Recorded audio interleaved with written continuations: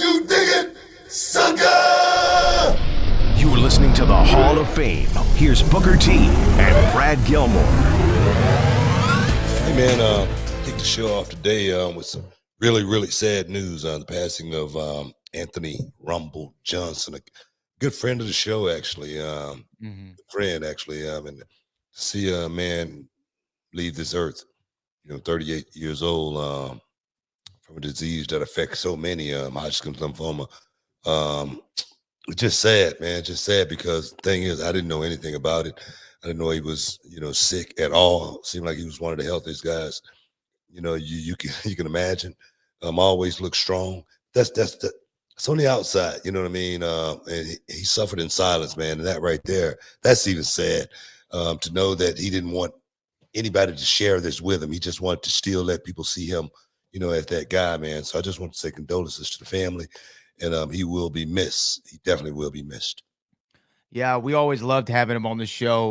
Was a great guy and a hell of a fighter. His record's 23 wins, 6 defeats, but he had a fight of the night one time with Josh Koscheck, knockout of the night 2 times, performance of the night 5 times. And then those are just some of his accolades. It doesn't speak to who he was as an individual, though, because I know that he was a great father to his son. And it's sad to see this because we just had the Black Panther movie come out over the weekend, right?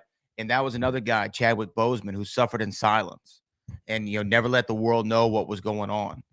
And kind of was the definition of a real hero in some ways, right? To continue to do what he loved, but not show the world what was going on. He wasn't looking for any sympathy. And it just hurts. It hurts, especially at 38.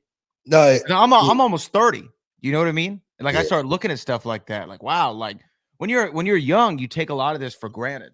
Yeah, right? yeah. When you text me, did I hear about Rumble? I was like, Rumble who? I'm like, last thing I'm thinking. Then I didn't even look at it. I swear I didn't. I just woke up and I realized what you was talking about, and I go, wow, you just never know, man. You just never know when that time's gonna come, and it's scary, man. It really is. It's scary, But talked to my son about this just about a month or so ago, maybe for 3 weeks ago, and I was telling him, Dad's going to be here, as long as he can, and he's going to do as much as he possibly can. You gotta understand, you're going to be in this position one day too, and you're going to have to talk to your son about it, and you're going to have to look him straight in the eye and tell him, Dad's going to do what he's got to do, because it's all about trying to pass it on.